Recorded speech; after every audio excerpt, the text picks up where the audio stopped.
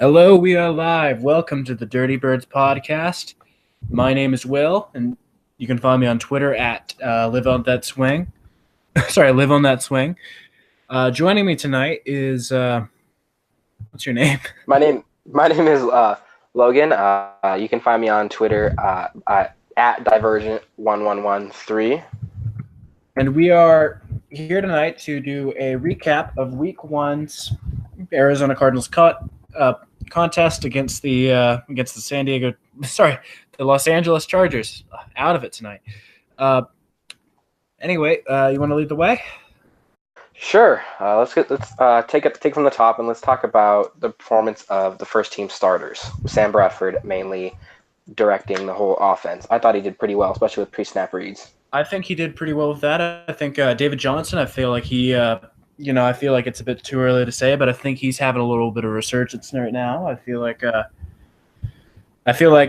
Fitz, and I think Fitz did pretty well. I think everybody except all of our receivers, other than Fitz, did not do great, but Fitz did good. On the first team, it's a little hard to talk about the receivers because there was only one pass actually thrown while they were in, and it was only to Fitz. So you can't really talk down on Butler or Williams. They weren't targeted at all. They were just blocking the whole time. So I think they get a little bit of a reprieve this week. But as for the receivers on the second team, I wasn't really impressed with that. We'll get to that later.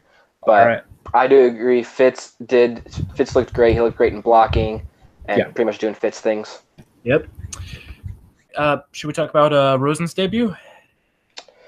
I honestly was underwhelmed at first until I started noticing all the things that were going on around him, especially the offensive line play. I think he did well for what he was handed. I feel like his stat line did not reflect his performance. If you look at his game, you could see he threw some really good passes, but JJ can't catch a ball to save his life. Munyer just gave him some awful fucking snaps. He was snapping it low, bowling him onto the ground. They were at his feet. It was pitiful. Absolutely, and it's frustrating because it's like you look at him and you say, it's only preseason, but you look at this and say, imagine how much better he's going to be when he's going along the first strings. When the snaps are not on the ground, when his tackles aren't just letting defensive ends just come right up into his face, and then when the defensive tackles aren't just blowing through the guards. I honestly think that Rosen's going to do a lot better against the Saints because he's going to get more time with the ones. That's according to Steve Wilkes. So I think we can get more of a sample size on what he actually looks like and how much progress he's actually made in the second game as opposed to the first one, because it's like we're getting at the offensive line was horrible. J.J. Nelson has proven that he eats butter for breakfast, lunch, and dinner, and Greg Little can't keep his feet in bounds. I find it impossible. I find it impossible to get myself hyped for this guy that's been out of the league for 4 years, and when he was in the league, he wasn't at all that mesmerizing. I mean, with all the people we could have signed to the free agency, I mean, Macklin and Des Bryant are still out there. I know those are big fucking signings, but like, if those people still out there, we're still rolling with J.J. Nelson and Greg Little. I mean, it's been a very uninspiring wide receiver core this year. I definitely agree. I know Dez is really, really a controversial player, especially in the locker room. But when you look at the depth that we have at receiver behind Fitz, the lack thereof. Can we really afford to be picky of who's catching a ball right now? I mean, the only thing with Dez is he's really, at least this is what I've heard, he's really wanting to go to the NFC East, and it's like, Philly doesn't want him, Dallas doesn't want him, Redskins are too stupid to get him, and the Giants already have 3 decent receivers, so it's like he's not really going anywhere. I mean, the Ravens. So it seems like he's a beggar that's trying to be a chooser right now. Oh yeah, absolutely. And the Ravens offered him money, and he turned it down because he's still going for the NFC East. And it's like he's just doing that because he's trying to be petty. Exactly. And that's why there's a stigma of he's locker room cancer, he's a diva, and I definitely get a lot of that. But it's just like I said, there's a lack of depth behind Fitzgerald at the receiver position. The young guys like Chad Williams haven't stepped up. We don't know what to expect out of Christian Kirk. He wasn't that that much in the preseason game at all. Well, So the thing I with think Christian that Kirk, Dez. first impressions mean everything to me in the NFL. I feel like Christian Kirk, his breakout run on that kickoff was fucking astounding, man. I feel like That was great. if we put him at that position he's our special teams guy for punt returns, I feel like he could have some breakout runs.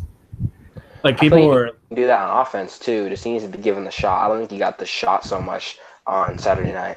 Absolutely. I mean, we relied more on the run game from what I noticed the other night, and it's like Chase Edmonds. I mean, let's talk about that first touchdown. I don't think he got in. I'm not ever going to debate us getting a touchdown or not. Like, why would you debate a good thing? But like, I don't think he was in.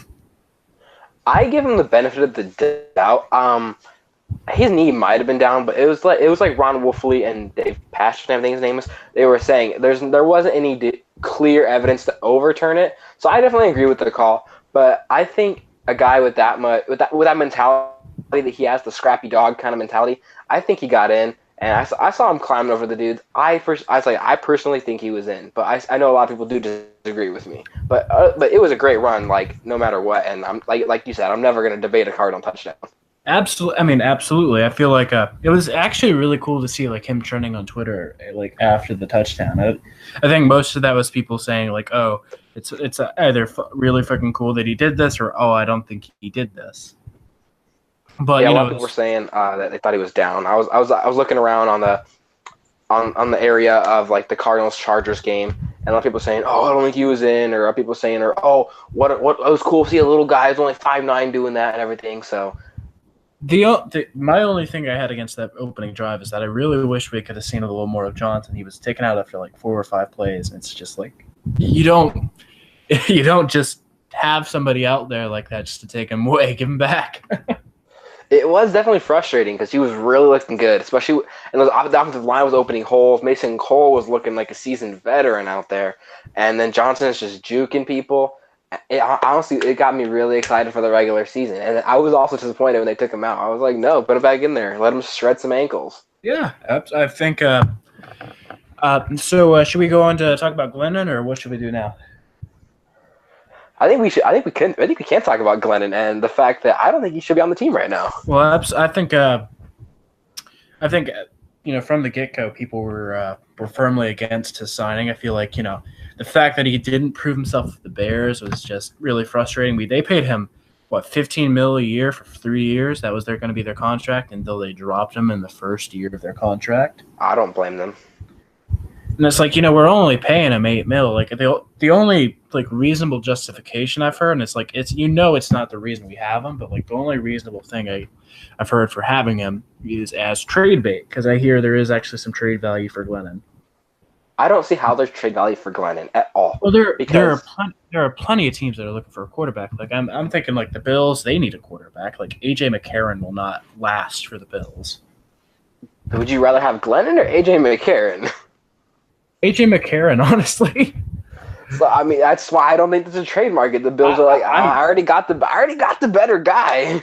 Of course, but we don't even know that. I mean, McCarron never started with Buffalo, with the Bengals. He's sort of like the Matt Cassell of the team. He's been there, but you don't really know what to say about him. I think he started like 1 or 2 games in injury relief, but I don't think he was particularly astounding with his stat lines at all, if I recall.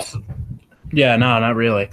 I mean, the let's see, who else needs a? I mean, the Texans. Well, no. What am I saying? Texans have no, Redskins trade for him after like Alex Smith froze a check down pass on a 4th and 24. I feel like that's such a bad trade on the Chiefs part. Not the Chiefs part, the Redskins part. My bad. Oh my god. No, the Redskins got fucking swindled there. Captain Checkdown is gonna continue throwing 6-yard passes all day, but that's their deal. I mean, the thing I heard, like Gambo say at least, like during the broadcast, I think it was either Gambo or B Train. I know that's like both announcers, but who cares? They were both blocked me. Yeah, but they were saying like, what we could do with them is that we could trade we could trade Glenn and use Knopf, because Knopf had a Is it Knopf or Kanoff? It's Knopf. Knopf had a fucking astounding game the other night. I agree. He made some good passes that a lot of the other QBs weren't making. But if we could trade Glennon and get some usage out of Knopf, I mean, we don't even need Knopf to be a starter. We just need him to be on the lineup. I mean, I've heard people justify saying we could put him on the practice squad, but it's like, he might get scooped out of the practice squad. Yeah, why would you put one of your best guys on your practice squad? An undrafted free agent that is a quarterback, no less, that showed the ability to throw the deep ball, that showed he has the mental capability to throw under pressure, because he was still with the threes for the offensive line. They weren't particularly great either. Yeah. So why wouldn't a team at least want that as a developmental project or a third stringer? And honestly, it's got to be better than Glennon, because my favorite moment of when Glennon was in the game was when they threw, I believe it was Swirl kid, DJ Foster, on a wheel route, and Glennon just airmails the ball like 5 yards in front of him. And I feel like that just sums up Glennon as a quarterback. Yeah. Right there. And it's the funniest thing. Like, I live in North Carolina. Like, they like a few years ago when he was like at NC State, it was either, we're gonna have you as the quarterback or Russell Wilson, and then you know who they chose? It was Glennon. Mike fucking Glennon was the quarterback for NC State for a few years, and that's why Russell Wilson transferred. Went to Wisconsin, drafted. They both went in the 3rd round. Yeah, and Russell Wilson is the only person to willingly ever choose to go to Wisconsin. But yeah, speaking of rookies on the practice squad, did you see the Bills game the other night with Josh Allen's performance? Yeah, he was airmailing like at least 5 or 6 balls out. Oh my god, it was the one where it was like 4th and 24 or 4th and 14. It was like one of the most brutal plays I've ever seen. That was, it's like, they moved up to get him. That's the funniest part of all of it. I was really glad they did so, because I knew the Cardinals were kind of wanting him, and I was like, no, this dude has got bust written all over his face. Like, they're trying to label this guy as a Carson Wentz 2.0, and I'm like, that's just not the case here. I mean, Carson Wentz was a special case because, South Dakota State, they've always been great in the FCS. It's sort of like they've always been like a powerhouse there. They're sort of like the new App State of the FCS. But, it's Wyoming. I mean, if they had a 7-5 record in the Mountain West last year, right? Or some ridiculous. So. They had some ridiculously low record last year in the Mountain West. People are calling him the fucking Messiah. And my biggest bone to pick with Josh Allen was the fact that at a crappy level of competition, he completed only 57% of his passes. And people are always trying to brush that off. They're like, oh, accuracy doesn't mean anything. They're like those stats in college don't mean anything. But if you look at Carson Wentz, he completed, I believe, over 62% of his passes, which that's good. That's a good completion percentage. That's fine. But when you're supposed to be a number 7 overall pick and you're playing in the FCS in the Mountain West division at Wyoming against crappy schools, not even the FCS. Mountain West is FBS. Okay, so yeah, worse. When you're playing at that low level of a competition, you should not have 57% completion percentage. If you put Baker Mayfield on that team, I guarantee you he's going to get close to 70%. And they went 7-5 during the regular season and won their bowl game. But Josh Allen did not play in the bowl game. I did not understand the infatuation with him, other than the fact that he was 6'5" and has a huge arm. Well, yeah, it's all about the tangibles. It's never about what he actually does on the field. Exactly. My favorite quote from Daniel Jeremiah, the NFL draft scout, was when he said, "Always learn to take accuracy over arm strength." And that is like one of the truest things that I have heard for the NFL ever. Absolutely.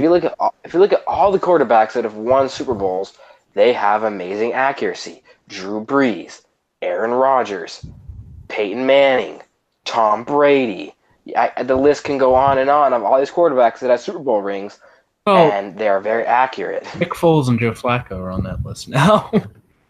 Yeah, I mean, obviously there's going to be outliers. Yeah, absolutely. I mean, the only Power 5 team they played was like Oregon, and Josh Allen did not have a good game against Oregon. That should have been the red flag. I mean, they played against Oregon and he played against Iowa. I mean, Iowa's never a great team. They're always, I mean, they're always either okay or meh or whatever, but they're never beat you by 21 kind of team. But he lost to Iowa by 21.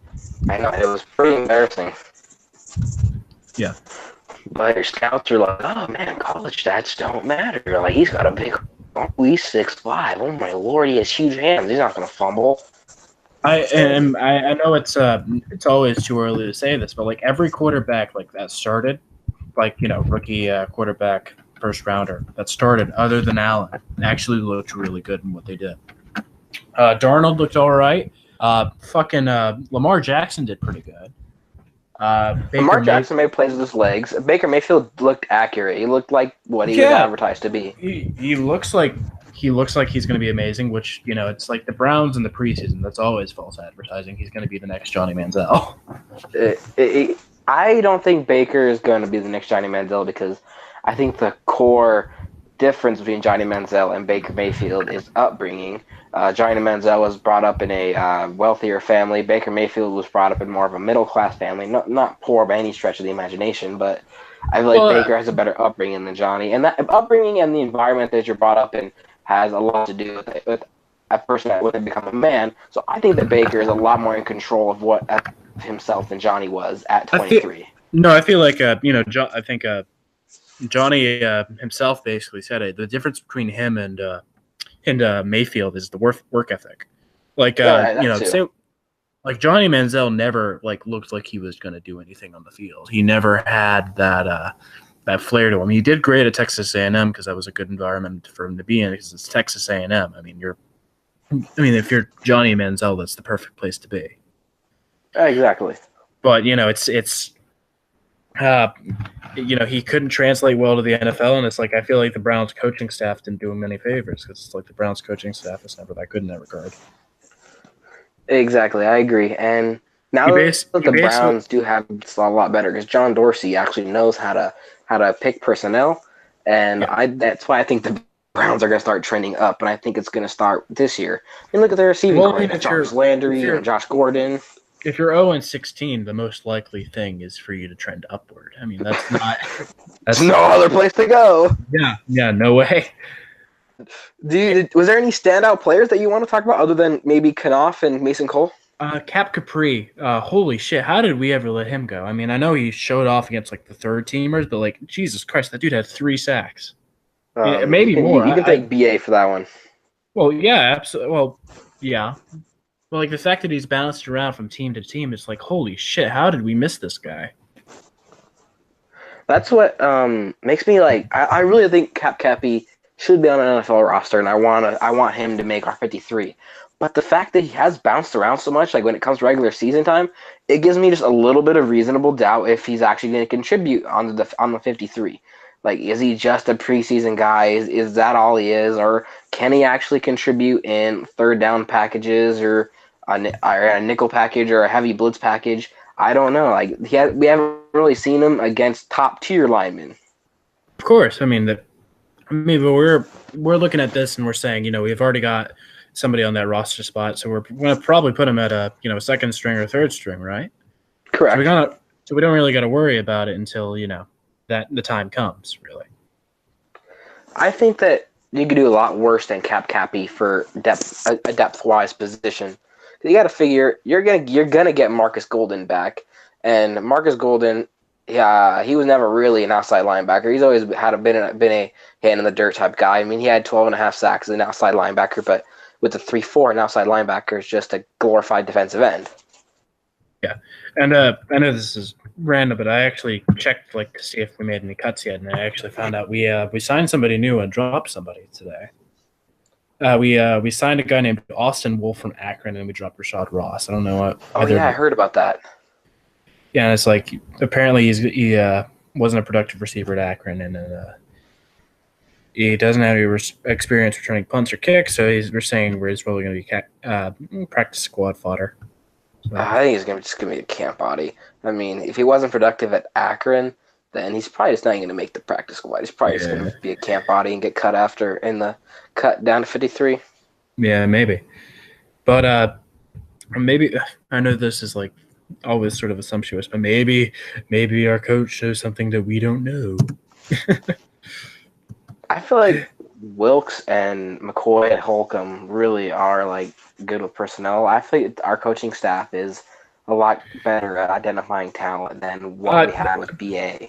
Yeah, I feel like I'm actually more excited to see what our coaches offer than our players offer. Because I agree. Because my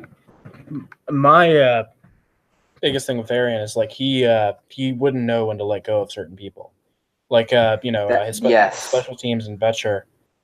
It's just like it's insane how long. Boyfriend Amos Jones, his boyfriend Andre Ellington that he finally got rid of, his other boyfriend Drew Stanton that he paid $5 million a year. I really was not impressed with BA's personnel choices. You look at most of his draft picks, most of them are busts and aren't on the team anymore, except for DJ Humphries, Robert Kimdichie. We only had 2 successful draft picks over the past 7 years. That's the funniest thing. Exactly.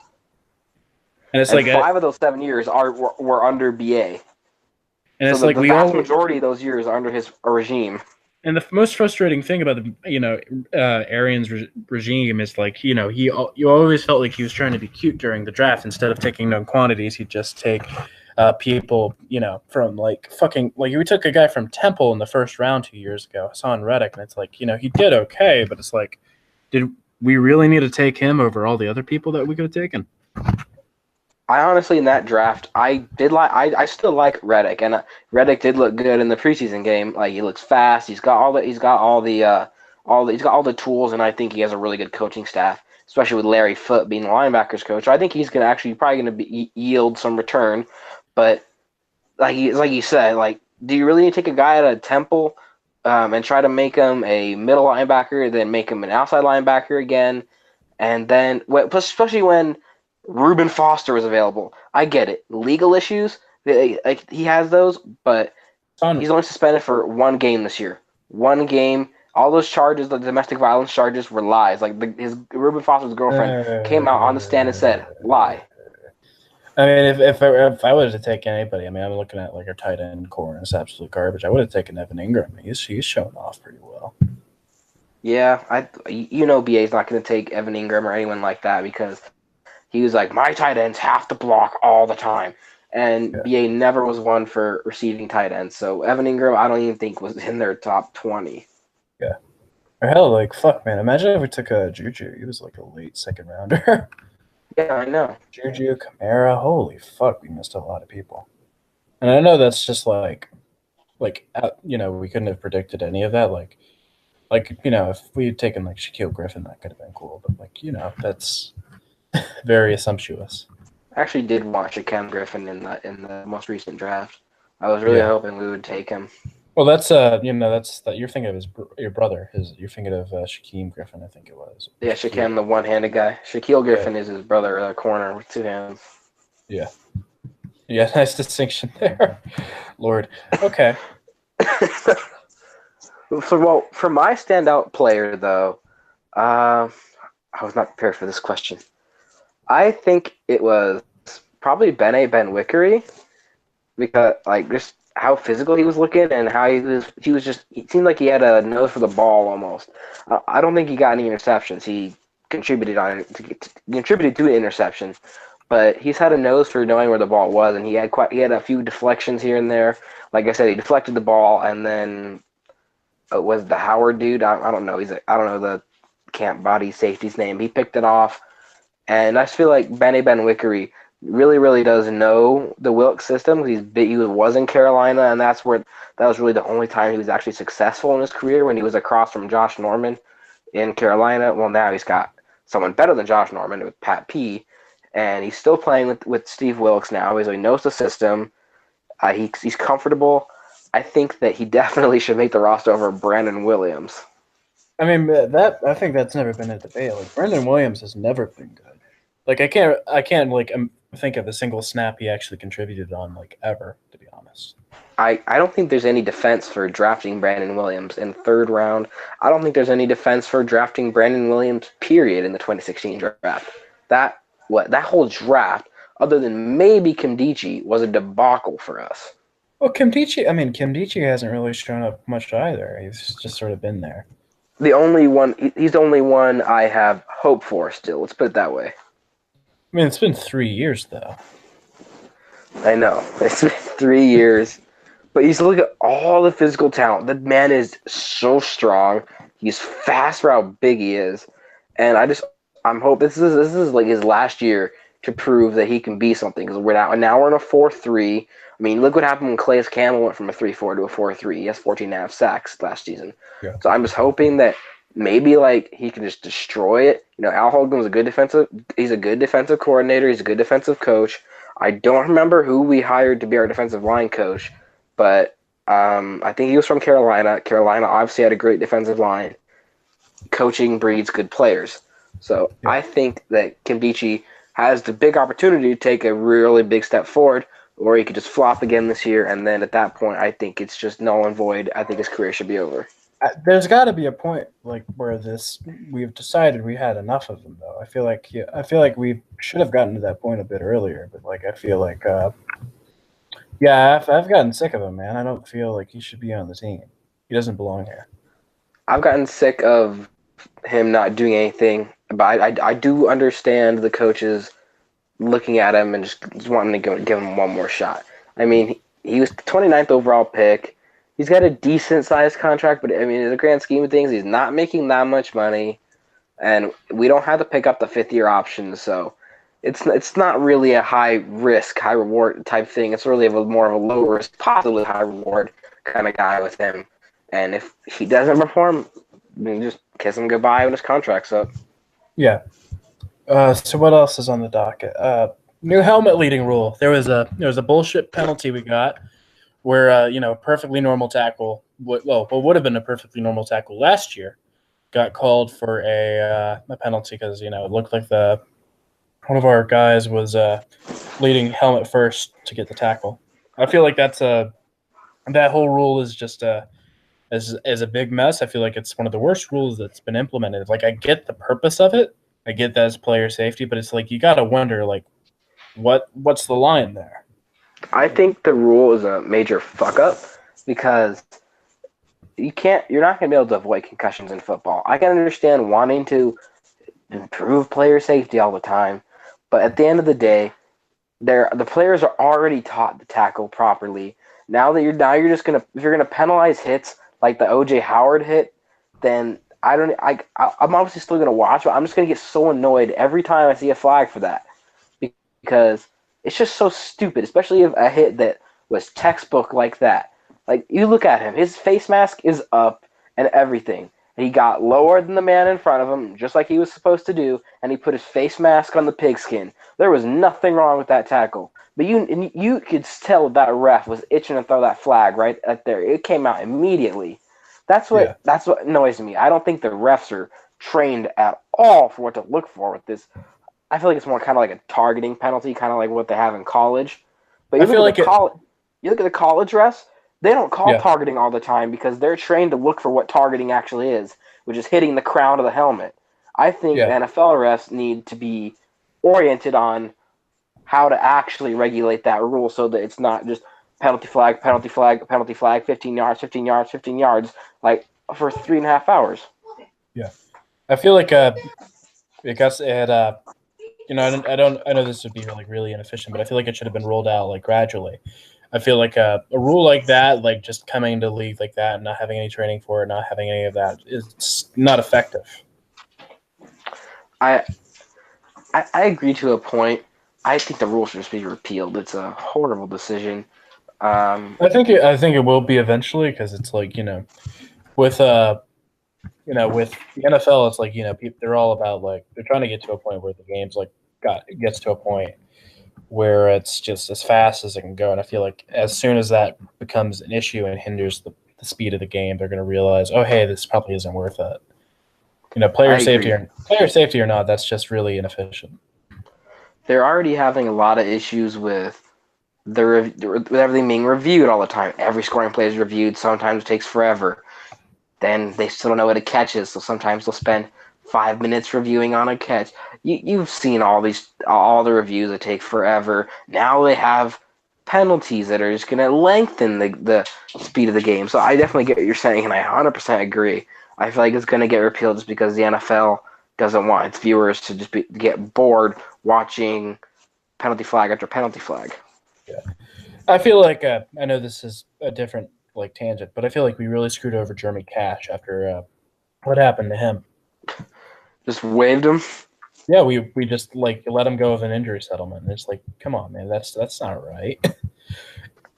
I get the reason behind it because it's like eventually he just takes up a roster spot, but still, man, they just really did him dirty. I think it's just art of the game. He might have been a contender for the 53, but he wasn't going to be a starter by any stretch of the imagination. Yeah. So I just believe that it's just business of the game. He's not that important of a player. He had a season-ending injury. They don't want to just throw him on the IR because then that means he's going to be a roster spot at the end of the season, because at the end of the season, you don't have the IR and practice squad are dissolved and everyone just goes back on the roster. Yeah. I don't know. I feel like they just didn't want to deal with that, so they're just like, goodbye. Plus, I feel like the guy they signed to replace him, Gerald Hodges, is better anyways. Might not be as fast as Jeremy Cash, but he's more experienced. He's bigger, tackles better. Yeah, I admittedly don't know a lot about Gerald Hodges. I haven't really followed his career as much. He was on the 49ers for a while. Then he was on the Bills most recently, I think, or the Saints. He's never been bad. He's decent. He's a tackler. So basically, he's like the Deion Buchanan of he was like a Deion Buchanan type. Never great, yes. Never great, just always sort of there. Yes, he can make a tackle with the best of them. He's all right in coverage. He's all right with pass deflection, stuff like that. Yeah, kind of like Deion Buchanan. I think Deion's better, but he's kind of like that type of player. Yeah, absolutely. But let's see, what else should we talk about?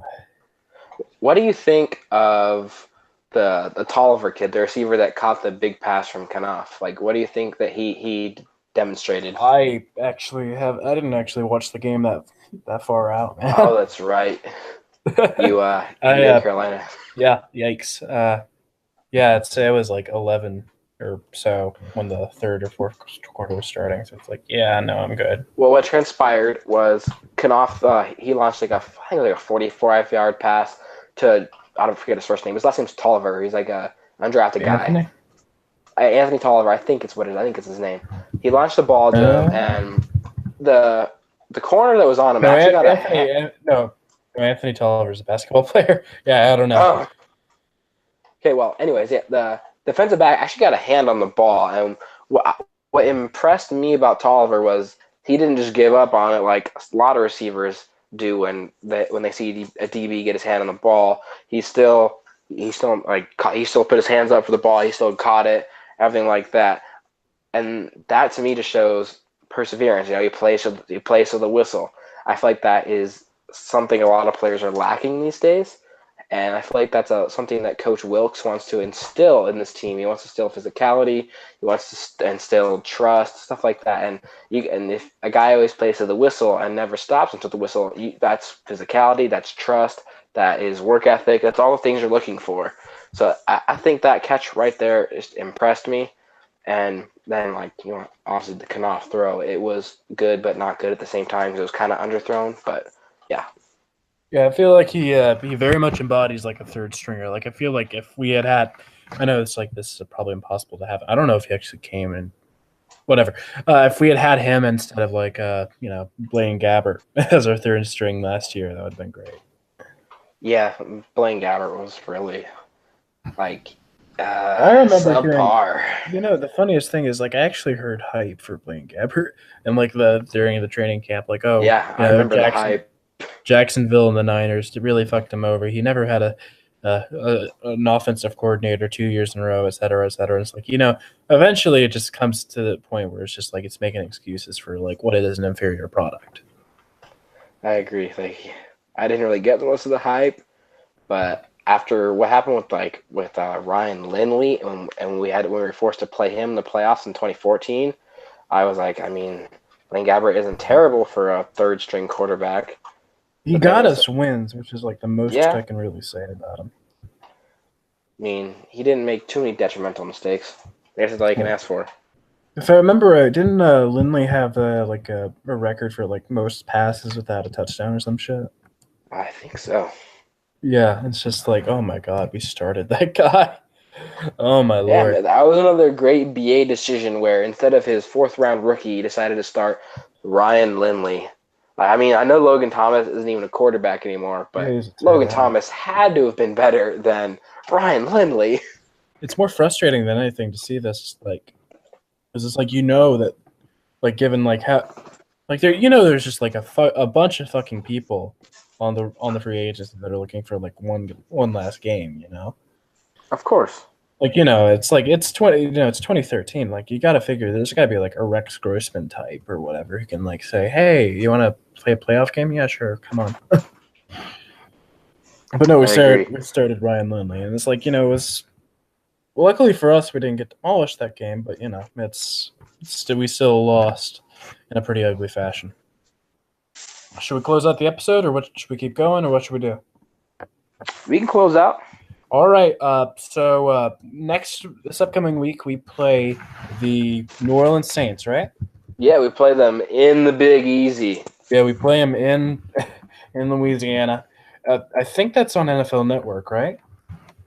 I'm not sure if it's a nationally televised game or not. No, I'm not sure if it's on. No, this one isn't. The Cowboys game, which is the next one, will be, and so will That sounds more likely. So will the final game. I think that's against the Broncos, right? I don't know. You have to check on that. We can talk about that next week, though. But anyway, thanks for coming to our podcast. This has been the Dirty Birds podcast, and we are out.